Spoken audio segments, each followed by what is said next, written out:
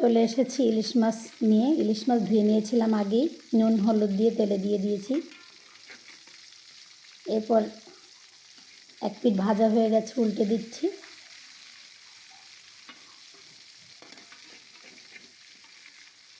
অনেকে আসলে বেশি ভাজা মাছ পছন্দ করে না, অনেকে আবার হালকা ভাজা পছন্দ করে, যার যেমন পছন্দ সেভাবে রান্না করবেন।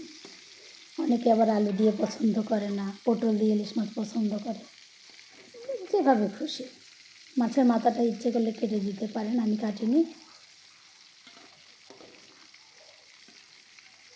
ভেজে নিচ্ছি, এক পিঠ ভাজা হয়ে গেলে অন্য পিঠ ভাজবো।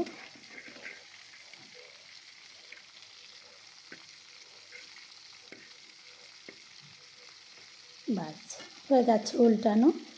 এবার অন্য পিঠের পালা, অন্য পিঠ ভাজা হবে।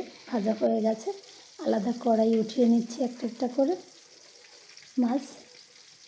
যে ভাজা মাছটা একটু আমি একদম কড়া করে ভাজিনি, উঠিয়ে নিচ্ছি।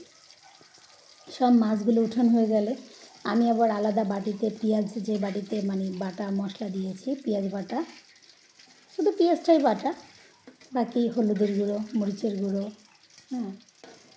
দিয়ে দিয়েছি। হালকা একটু ধনের গুঁড়ো দিচ্ছি। ইলিশ মাছে অনেকে আবার জিরা, ধনিয়া, তারপরে ওগুলো খায় না, তো রসুন এগুলি খায় না। এগুলি এখন এই মশলাগুলো একত্রে দিয়ে দিয়েছি তেলের উপরে। মাছটা ভেজেছিলাম সেই তেলেই দিয়ে দিয়েছি।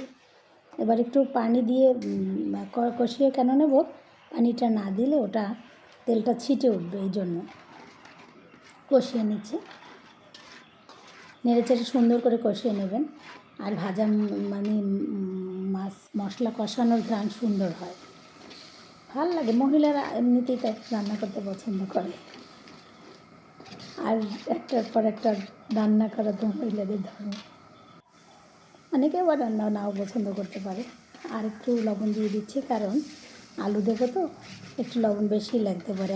আর যেহেতু আগে মাছ ভাজার সময় মাছের লবণ দিয়েছিলাম। এবার আলুগুলো দিয়ে দিচ্ছি। আলুগুলো দিয়ে সুন্দর করে আবার কষিয়ে নেব। অনেকেই আলুগুলো আবার নুন হলুদ দিয়ে তেলে ভেজে নিতে পারেন, তো সেই ক্ষেত্রে আসলে একটু বেশি তেল হয়ে যায়। আমাদের তো শরীরের জন্য অনেক তেল ভালো না, তো তারপরে তো আমরা বাঙালি, তেল ছাড়া মশলা ছাড়া আমাদের চলে না, এরকমের অবস্থা। শরীরের জন্য যেটা ভালো না সেটা আমাদের মুখে ভালো না লাগলে আমরা আবার খেতে চাই না। তো কষানো হয়ে গেছে, এবার পানি দিয়ে দিচ্ছি। এই পানিটা যখন ফুটে উঠবে তখন মাছগুলো দিয়ে দেবো। এখন আমি ঢাকনাটা এভাবে দেবো না, স্টিলের খুন্তিটার সাহায্যে ঢাকনাটা দেবো, কারণ তেলটা এই ঢাকনার উপরে উঠে যায়, মশলাটা উঠে যায়, এই কারণে। তো ঢেকে দিচ্ছি কিছুক্ষণের জন্য, নেড়ে চেড়ে।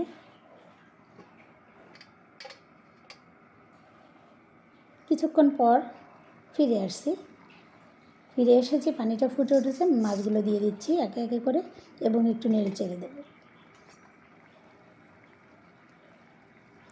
প্রিয় বন্ধুরা, আমার চ্যানেলটি ভালো লাগলে প্লিজ সাবস্ক্রাইব করবেন, লাইক কমেন্ট শেয়ার করবেন, এবং যদি আপনারা সহযোগিতা করেন তো আমি আস্তে আস্তে একে একে করে আমি আসলে রান্নাগুলো দেব। ঢাকনাটা উঠিয়ে নিচ্ছি। এখন এই মাছগুলো আবার একটু উল্টে দেব। উল্টে দিলে হয় কি, যে এই যে উপরের পিঠটা যেটুকু মানে মশলাটা যায় না বা নিচে জমে থাকে, ওগুলো আবার লাগে, ভালো হয়। আমরা কাকিকে দেখতাম যে মাছ সে উল্টাচ্ছে, ভাবছি যে কেন মাছ এত উল্টাচ্ছে, আসলে মশলার সাথে সাথে ওই উল্টিয়ে দিচ্ছে মাছগুলো, বেশ খেতে ভালোই হয়। এবার কড়াইটা ঘুরিয়ে ঘুরিয়ে ভেজে নেব সুন্দর করে। প্রিয় বন্ধুরা, আমার মাছ ভাজা হয়ে গেছে, প্রায় হয়ে গেল আমার মাছ ভাজা। এখন উঠিয়ে নেব। তো এভাবে মাছ আপনারা ভেজে খেয়ে দেখবেন, আলু দিয়ে মজাই খাবেন। এই সুন্দর কালারটা এসেছে। আসসালামু আলাইকুম।